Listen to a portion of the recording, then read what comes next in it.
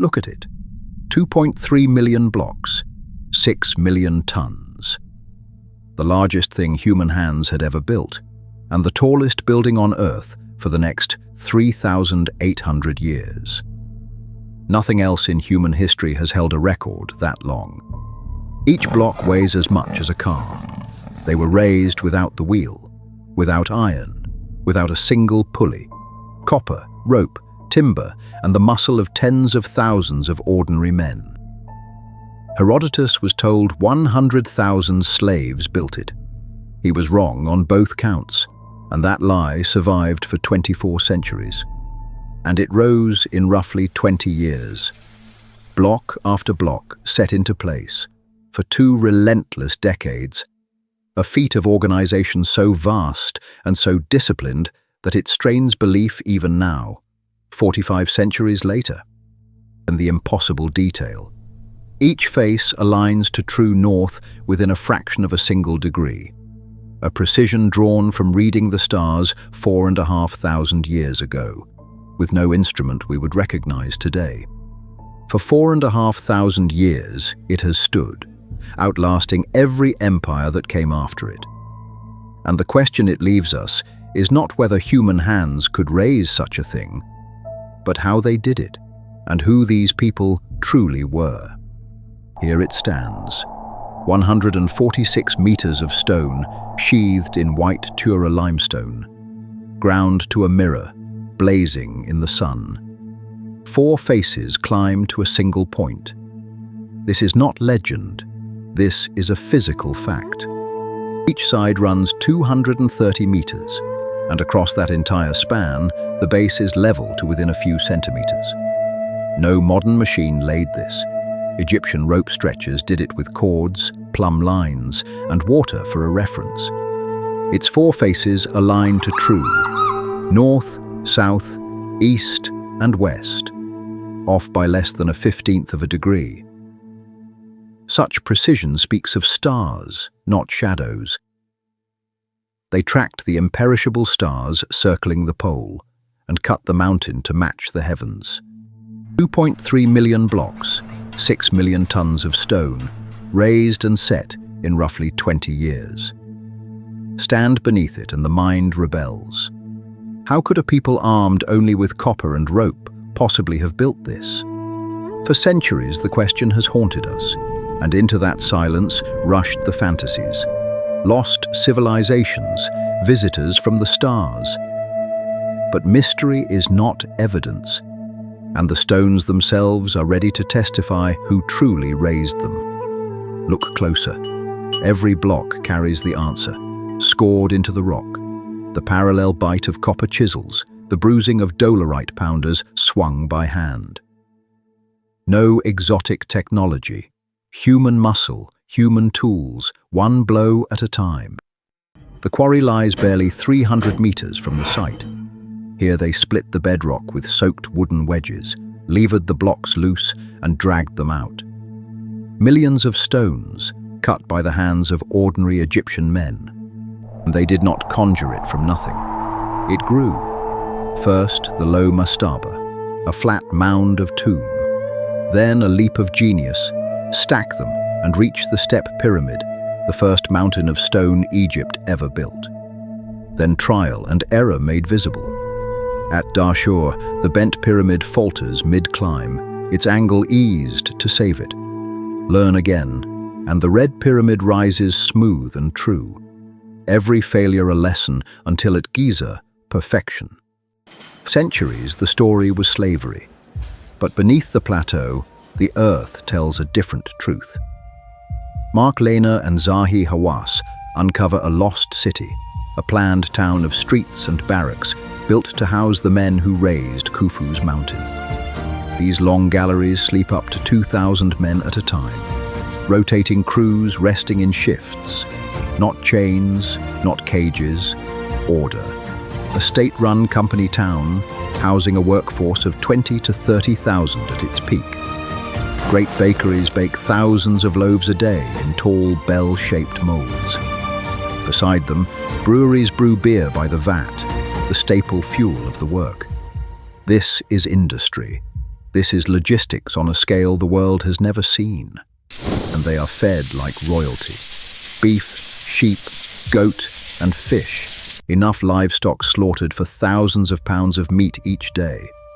Overseers take the finest cuts. No pharaoh starves the men he needs to move 6 million tons of stone. The workers are split into rival gangs, each competing to haul more, build faster. They name their crews, and the names still survive, scratched in red where no eye was ever meant to look.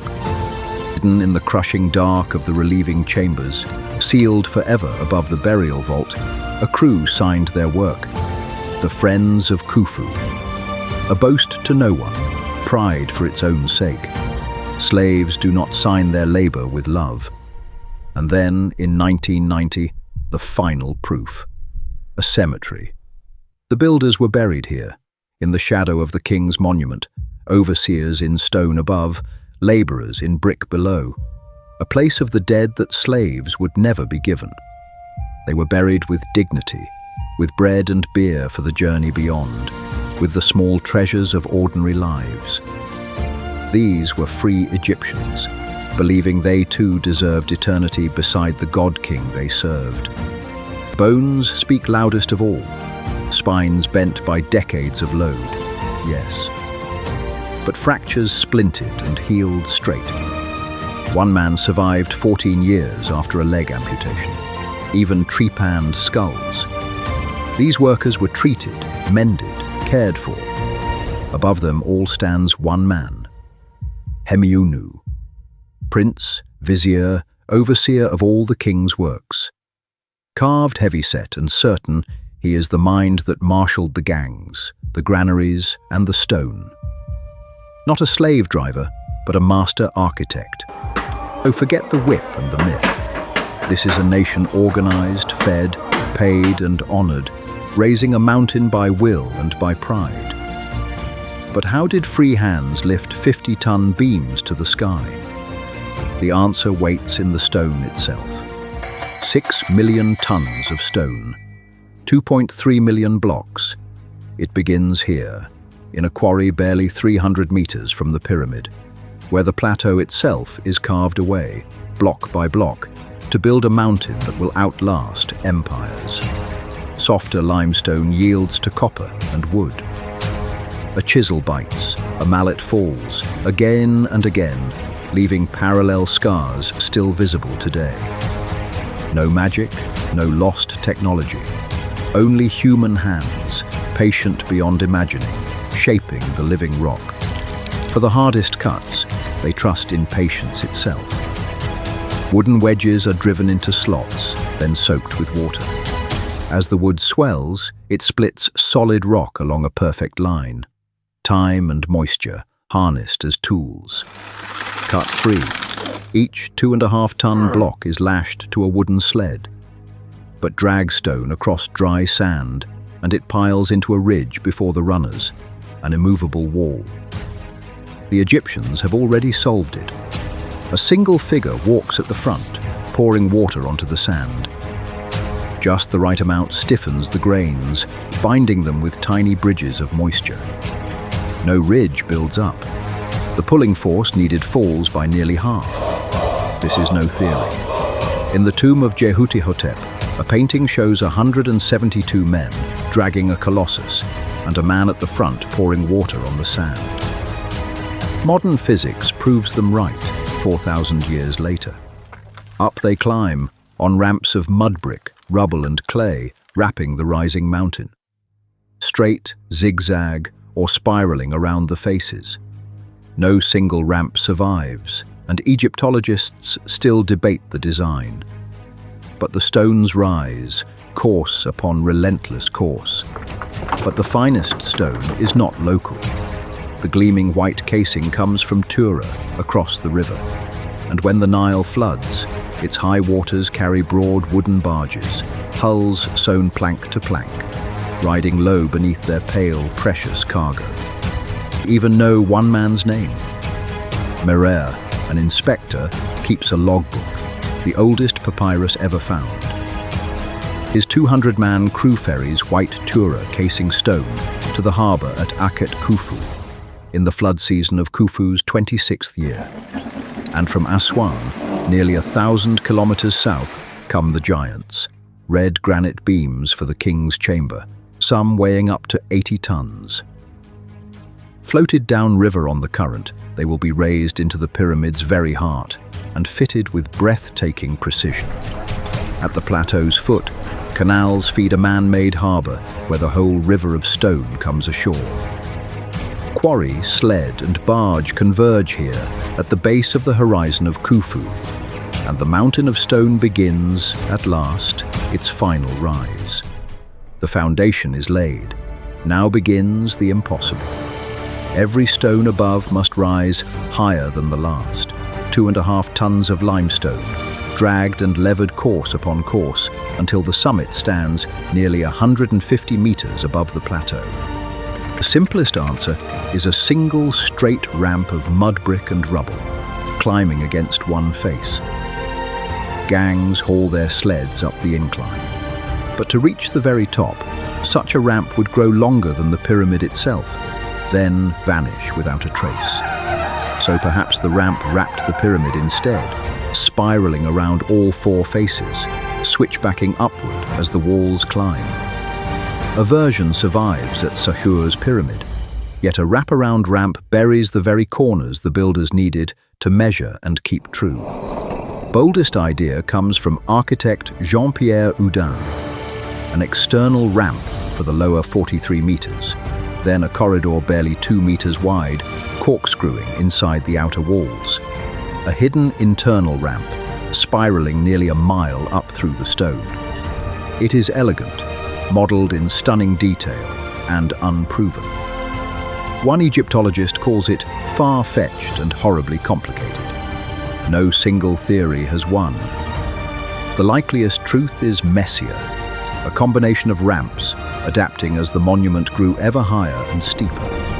And then the hardest lift of all. Deep in the pyramid's heart, roof beams of red Aswan granite, some weighing 50 to 80 tons, floated 900 kilometers downriver, are eased into place above the king's chamber, fitted with breathtaking precision.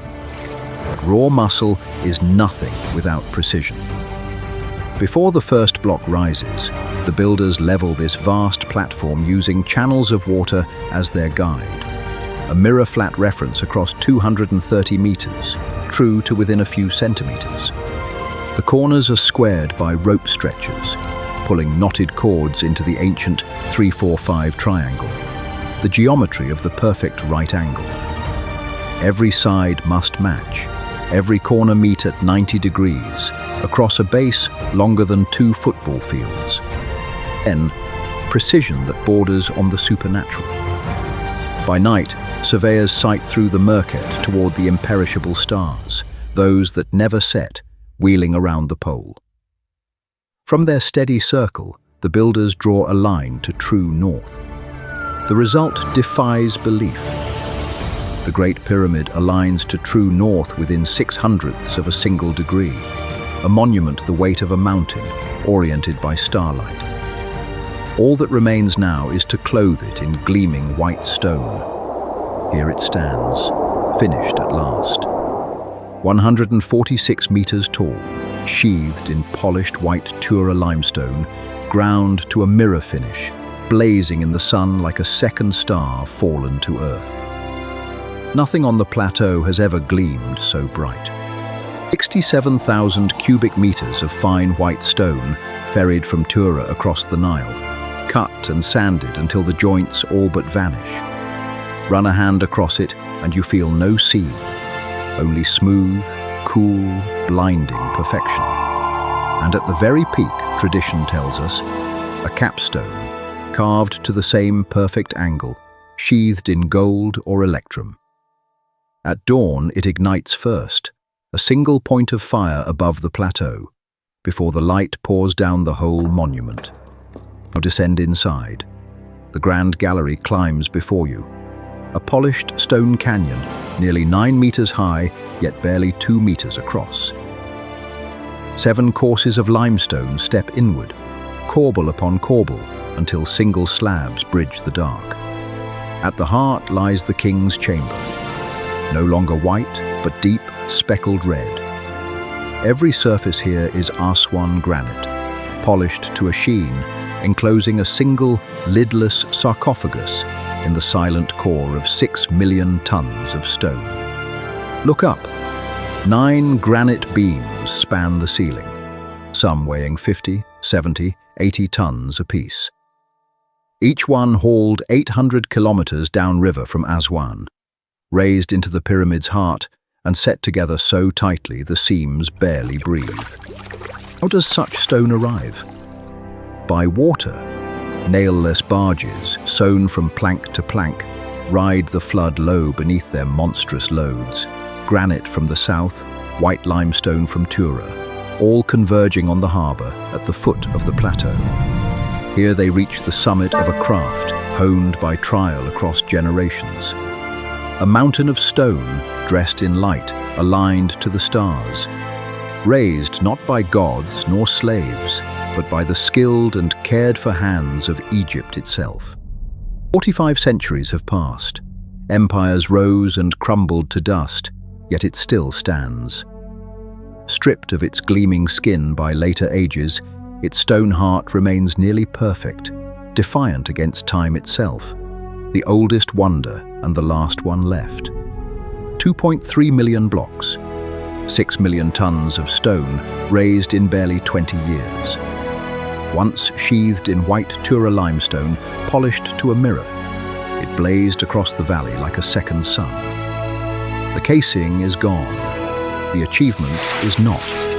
No aliens raised these stones. No lost machine. Only these hands, sunburned and calloused, pulling together on ropes over wet sand. Fed on beef and bread, paid, cared for, healed when they broke.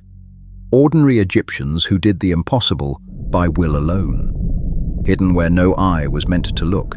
They signed their work, the Friends of Khufu, crew names painted in pride, deep in the dark. By the Red Sea, an inspector named Mera keeps his logbook, the oldest voice of a builder, speaking still.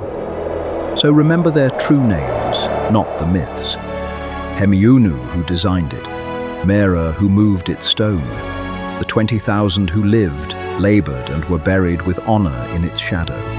This is their monument, their genius, their name written in stone for eternity.